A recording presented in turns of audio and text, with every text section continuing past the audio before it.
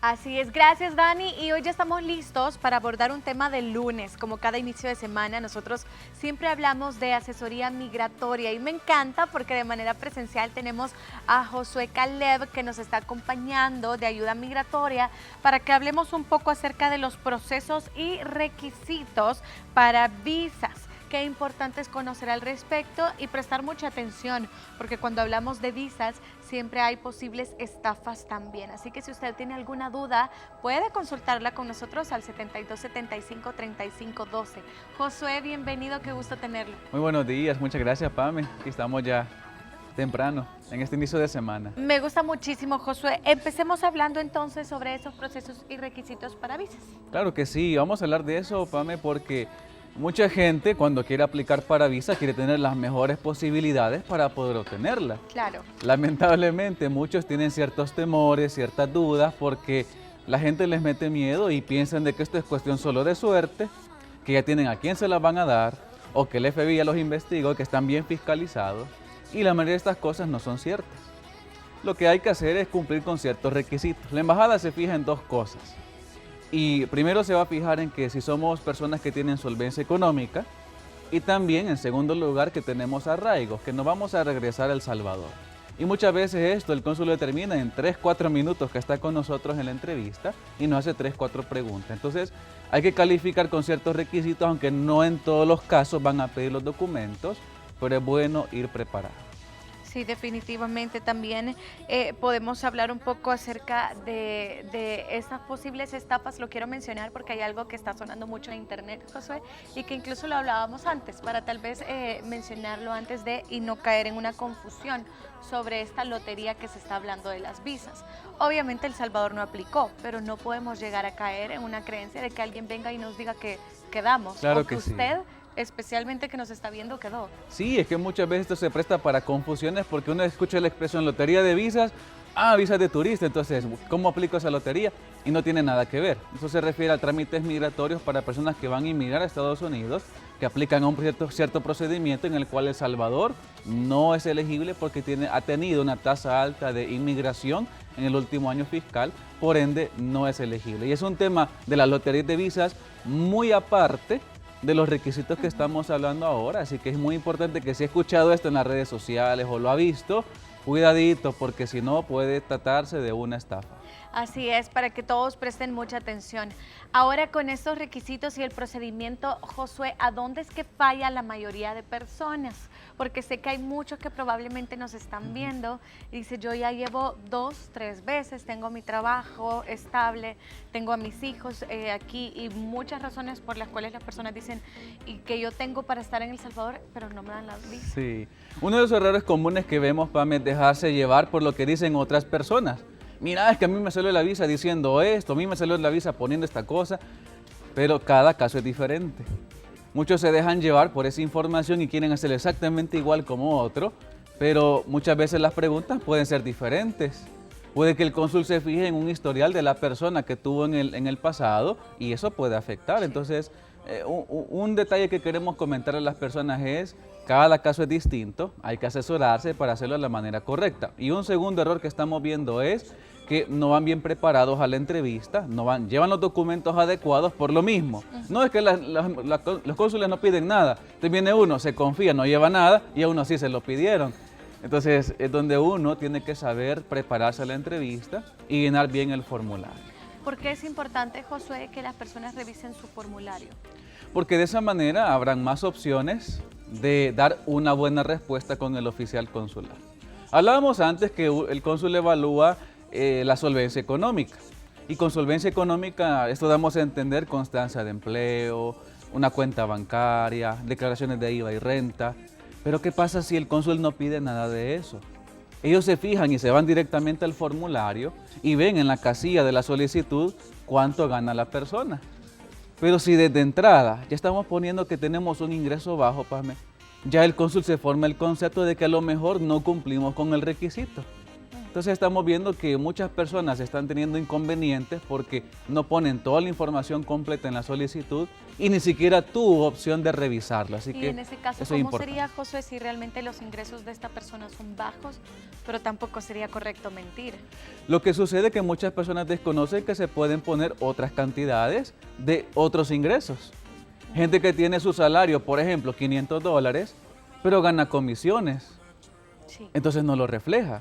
Otras personas tienen su salario, pero también tienen un alquiler de propiedad o de 2 propiedades, no lo están mencionando. Otras personas tienen su negocio familiar y hasta tienen hasta 2 negocios. Por ejemplo, tienen pupuserías, tienen ventas de ropa, tienen alquiler de propiedades o tienen vehículos que importan y venden. Son detalles que se pueden mencionar a la hora de la entrevista, pero muchas veces por falta de información o que no lo asesoraron bien, no lo colocan y termina perjudicando su proceso. ¿Cuál es la importancia de que este formulario esté bien digitado? ¿Y qué pasa si no se digita bien? El problema es que si la información no va digitada correctamente, el cónsul podría generarle más confusión y costarnos el proceso migratorio. Vamos a poner un ejemplo. En el caso de la información del trabajo, hay una información que dice explique.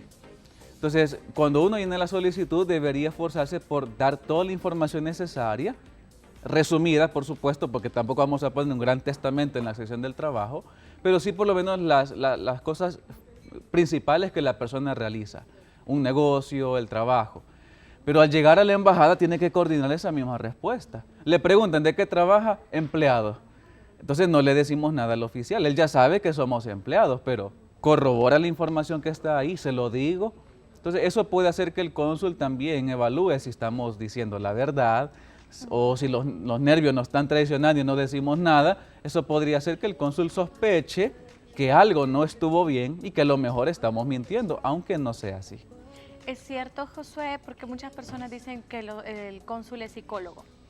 No es cierto. Heriberto Rivera incluso fue capacitado por el curso consular y él puede dar fe de que esto no es cierto. Y nos ha capacitado también a nosotros indicando de que cuando un cónsul hace una entrevista, la mayoría de ellos fueron al curso consular y les enseñan a ser desconfiados. Para ellos, cualquier persona se va a ir a quedar a Estados Unidos, a menos que le demostremos lo contrario.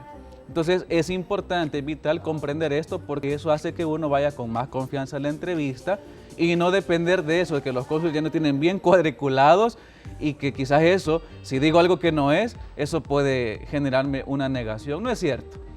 Nosotros recomendamos a la persona que vaya con confianza, natural, que tome control de la entrevista y que sepa explicarse con el cónsul para que él quede clara la información que le transmitimos.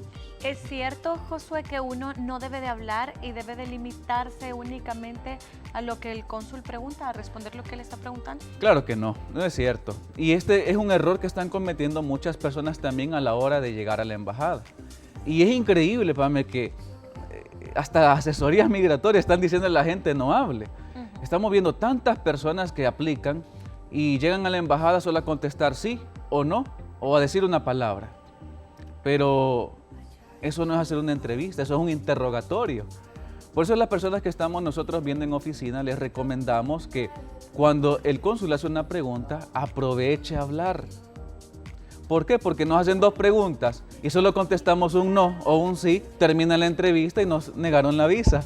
Y uno dice, no me preguntaron nada, pero la respuesta es que sí nos preguntaron, pero no supimos aprovechar ese momento. Entonces, si me están preguntando, por ejemplo, de quién voy a ir a visitar a Estados Unidos, ¿por qué no mencionarle cuántos años tengo de no ver al familiar?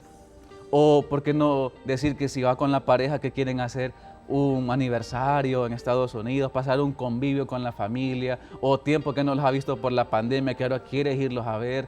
Entonces, hay tantas cosas que uno podría explicar, pero por miedo, por nervios, no lo decimos y el cónsul puede pensar que al ser muy cerrados, algo le estamos ocultando.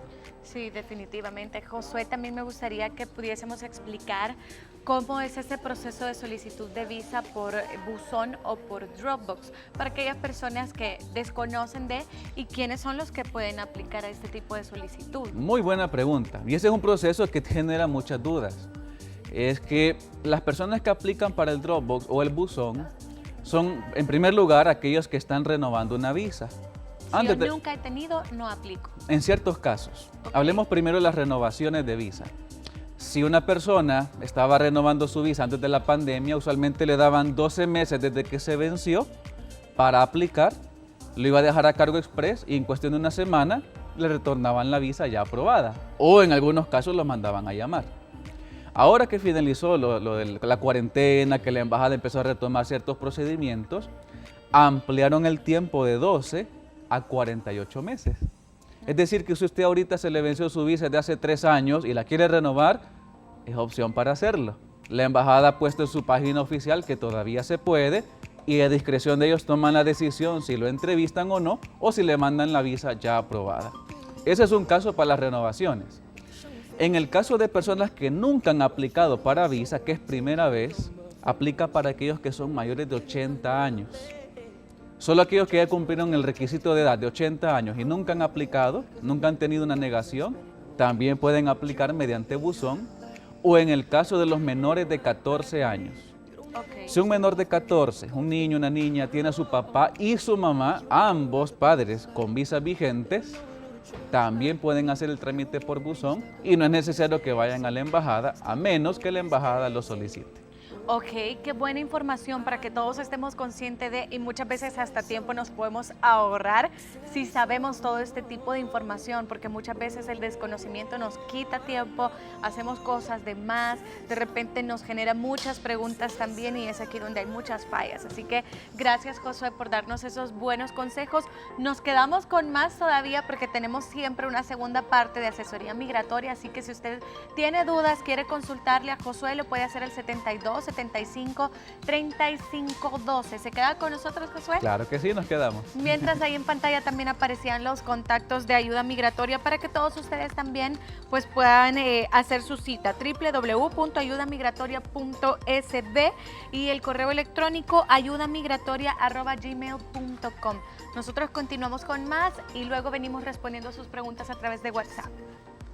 Bien, y nosotros vamos a continuar con más y nos quedamos pendientes con la segunda parte de ayuda migratoria, donde estamos hablando sobre todos esos procesos de visa, esos requisitos, el procedimiento y en qué es lo que la mayoría de personas fallan y las razones por las cuales les dicen que no cuando llegan a hacer su petición de visa de turista.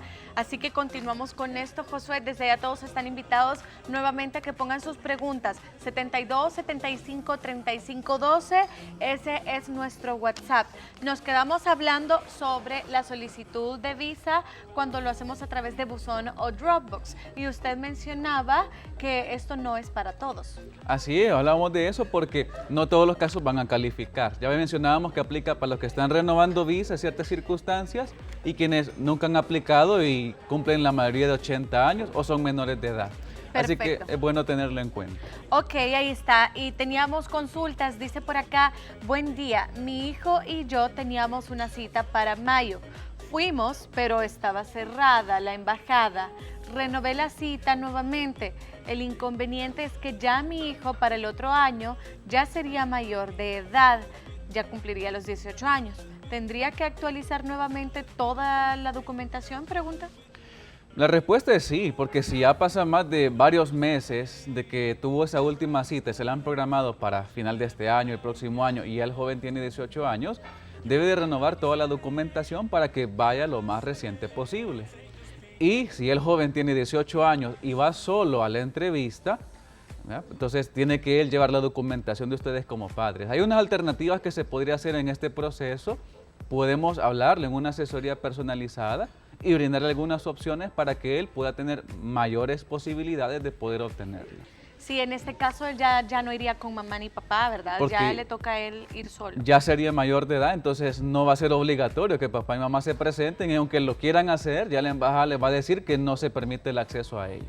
Perfecto. Podemos consultar también cuánto tiempo se está tardando para tener la cita para esta visa de turistas, Josué. Normalmente habían estado saliendo para 10, 11 meses el tiempo promedio, es lo que veníamos diciendo desde algunos meses atrás. En algunos casos han habido excepciones y hemos visto que en el calendario han estado habilitando de aquí a 3, 4 meses, se han estado reduciendo los tiempos, pero aclaramos que no va a ser también para todos. Hay que estar conscientes de que si en el momento que se llena la solicitud ya no hay un cupo disponible, sino para el otro año, hay que ajustarse a esas fechas. ¿Cuáles son esas visas de emergencia, Josué, que se comentan? Solamente aplica una solicitud de emergencia si hay algo comprobable como una emergencia médica, un funeral de un familiar o un evento que se va a hacer en Estados Unidos. Tenemos una carta de invitación. Son casos excepcionales que la embajada podría evaluar una emergencia para no tener que esperar hasta ir el otro año. Ok, ahí estaba escuchando usted para que también lo tome en cuenta. Si de repente usted está en proceso de solicitud de visa y quiere hacerle la consulta a Josué, es bienvenida a esa consulta. En pantalla está apareciendo el número de nuestro WhatsApp 72 75 35 12. En vivo nosotros vamos a responderles si de repente usted se le fue negada la visa recientemente o ahorita usted está en planes de querer una visa de turismo también, o puede ser que este esté en el proceso no correcto, pues hay personas que quizás no es la visa de turista la que necesitan, sino otro tipo de visa, y Así también es. se desconocen los motivos o se desconoce cómo yo puedo hacer todo este proceso, a veces pasa. Y como cada caso es diferente, así que tenemos que evaluarlo. Dice por acá, buenos días, soy una persona con parálisis en mi cuerpo, ¿qué necesitaría para solicitar la visa? Este es un caso muy particular. No es el primero, hemos tenido varias situaciones como ella. Tiene que demostrar que si no es la persona que cumple los requisitos, que también será alguien más que puede también cubrir con los gastos, porque hay personas que aunque tienen ciertas limitantes, tienen también ingresos de una u otra manera. Pero también van a requerir que alguien viaje con ellos. Así que si alguien de la familia tiene visa, podría llevar la visa de esa persona. Y si necesita asistencia al momento de llegar a la embajada americana, otra persona, familia, podría acompañarle, llevar una constancia médica, hacer constar de que esta persona necesita ir con alguien más y que sea acompañado a la embajada. Entonces, hay opciones, no va a ser sencillo porque también el cónsul va a evaluar ciertos requisitos, pero presentando el caso bien, pueden haber posibilidades. En el caso de tal vez necesitar un tipo de operación o tratamiento, ¿yo puedo ir a solicitar este mismo tipo de visa o cambia? Sería el mismo, una visa B2, porque también B2 implica que es para tratamientos médicos, Ok. pero lo más importante es demostrar que esta persona no va a hacer uso de los beneficios de Estados Unidos, de los hospitales, sino que uno mismo tiene el dinero, la inversión para poder cubrir los gastos médicos. Ok, también nos colocan por acá. Soy enfermero, ¿qué requisitos me piden? Y puedo informar a mi madre, dice que si él puede informar que su madre es indocumentada, con permiso del TPS, tengo cuenta bancaria y trabajo. ¿Qué me puede aconsejar, licenciado? Feliz día. Muy bien. Ya tiene una profesión, es enfermero, trabaja lo más seguro en el seguro, también en algún hospital. Entonces el cónsul va a ver cierta estabilidad. Habría que ver los ingresos, eso también es un factor determinante para que el cónsul vea que puede pagarse los gastos. Y con respecto a los familiares, la embajada da una instrucción bien específica, que debemos mencionar toda la información necesaria en esa solicitud para que ellos tengan una idea de quién es que está aplicando.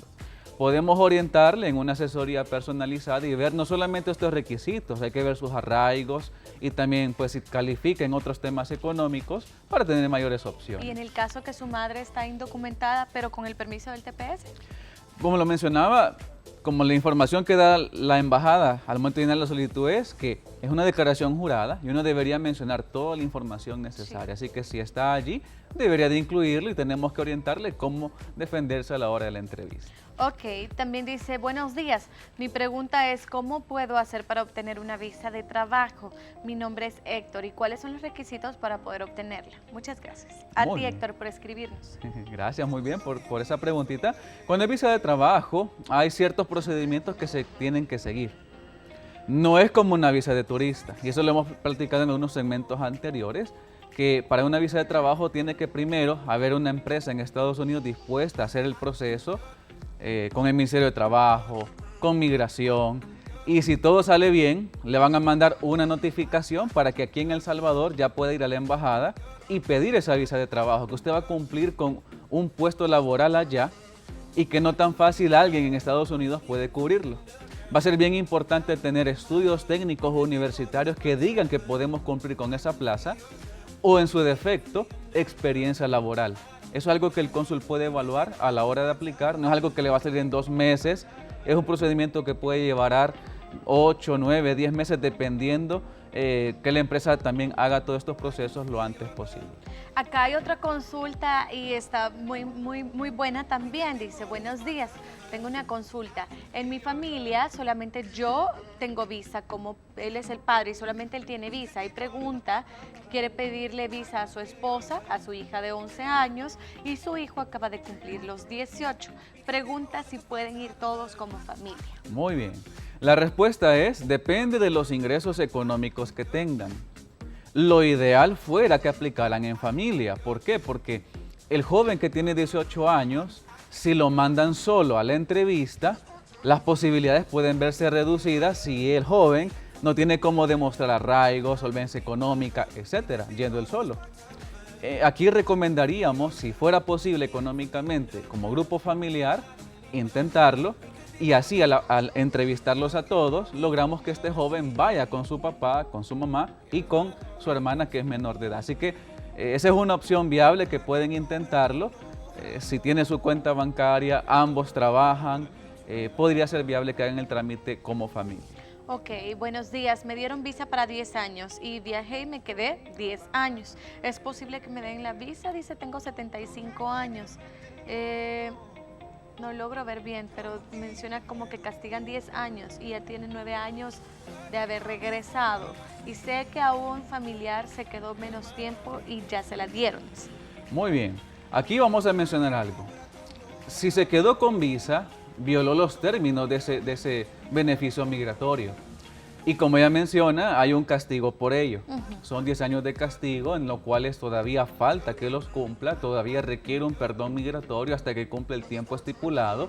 Y aún aunque cumple los 10 años, no hay garantía que se la vayan a otorgar. Muchas veces, entre más tiempo pase del regreso de Estados Unidos, puede que vaya aumentando un poco más la probabilidad, pero el cónsul lo va a ver negativo. Va a ver que ya tuvo una intención de quedarse allá y no siendo joven, ya era una persona mayor y quién quita que no lo quiera volver a hacer. Es lo que el cónsul podría pensar. Así que no va a ser fácil, queremos ser honestos con la persona. Si usted intenta hacer este proceso, son un proceso de visa que usted va a realizar y no hay nada seguro que el cónsul pueda verlo positivo. Va a depender de su edad y que ya haya pasado el tiempo de castigo también. Así que podemos orientarle en oficina, ver si hay posibilidades, pero dudamos mucho que en estos procedimientos vaya a ser un proceso de éxito a la primera, así que hay que pensarlo bien. Sí, siempre es importante, ¿verdad?, de la honestidad y estar consciente de cómo será el resultado de ciertos procedimientos, porque cada acción tiene su consecuencia también. Dice, soy José y yo quisiera solicitar una visa de turista, pero he sido deportado. ¿Qué puedo hacer? Porque tengo un hijo y está enfermo allá y quisiera ir a verlo. Muy bien, un caso parecido al anterior. Sí. Lamentamos mucho, ¿verdad?, que su hijo esté enfermo, esperamos que pueda recuperarse, pero si ha tenido una deportación, habría que ver para cuántos años le han emitido ese castigo de deportación. Puede haber sido 5 años, 10 años, o hay personas que han intentado entrar varias veces, tuvieron 2, 3 deportaciones, que son casi más de 20 años de castigo. Hay varias situaciones que tenemos que evaluar. Las huellas van a aparecer en el sistema, por ende cuando aplique para visa es una información que no puede omitir, tiene que mencionarlo. El no decirlo podría costarle una negación si la embajada se da cuenta y no le hemos mencionado, así que hay que prepararse muy bien y podemos evaluarlo en oficina.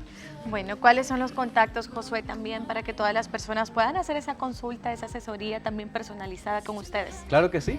Estamos disponibles de lunes a viernes y pueden contactarnos al 2298-9685. Ahí tienen los números en pantalla. También pueden contactarnos vía WhatsApp, 7736-4852. Estamos recibiendo cientos de mensajes diarios, así que les agradecemos su paciencia y con todo gusto vamos a poder responder sus preguntitas y orientarles cómo llegar a oficina.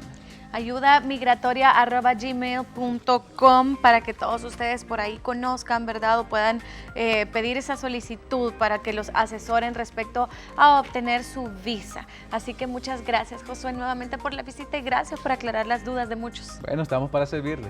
Ahí está, lunes de asesoría migratoria. Nosotros continuamos con más, todavía tenemos más visitas y en esta ocasión un poco terrorífica más adelante.